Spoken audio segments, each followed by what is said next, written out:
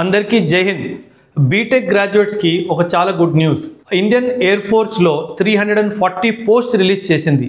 ఇందులో భాగంగా 38 posts flying కూడా ఉంది. అంటే మీకు ఒకవేళ ఫైటర్ పైలట్ కావాలి అన్న కల ఉన్నా, లేదా ఇండియన్ ఎయిర్ ఫోర్స్లో ఒక ట్రాన్స్పోర్ట్ ప్లేన్ని నడపాలి యాజ్ ఎ పైలట్ అనే కల ఉన్నా, this is a golden opportunity. ఈ 340 పోస్ట్లో 38 పోస్ట్ మాత్రం ఫ్లయింగ్కి ఉన్నాయి అండ్ 302 పోస్ట్స్ నాన్ ఫ్లయింగ్ అంటే గ్రౌండ్ డ్యూటీలో టెక్నికల్లో 188 పోస్ట్ ఇచ్చారు, నాన్ టెక్నికల్లో 114 పోస్ట్ రిలీజ్ చేశారు.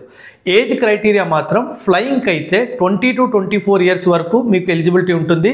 గ్రౌండ్ డ్యూటీకి అయితే 20 నుంచి 26 వరకు ఎలిజిబిలిటీ ఉంటుంది. ఈ 340 పోస్ట్లో 10% పోస్ట్ మాత్రం ఎన్సీసీ స్పెషల్ ఎంట్రీకి కేటాయించడం జరిగింది. అంటే 34 పోస్ట్స్ ఎన్సీసీ స్పెషల్ ఎంట్రీ ద్వారా ఫిల్ చేస్తారు. మీరు గ్రాడ్యుయేషన్ చేస్తున్నప్పుడు, ఇంటర్మీడియట్ చేస్తున్నప్పుడు ఎన్సీసీ ఎయిర్ వింగ్ ద్వారా చేస్తే మాత్రం మీరు డైరెక్ట్గా ఎస్ఎస్బికి సెలెక్ట్ అవుతారు.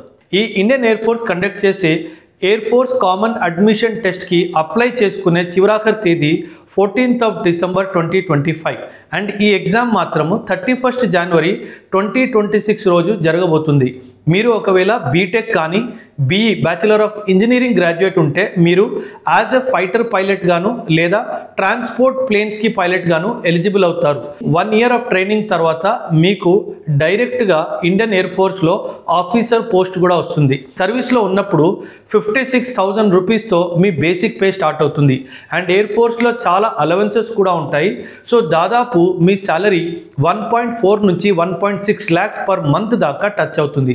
అండ్ అదే కాకుండా మీరు ట్రైనింగ్లో ఉన్నప్పుడు కూడా ప్రతి నెల మీకు 56,100 రూపీస్ స్టైపెండ్ కూడా లభిస్తుంది.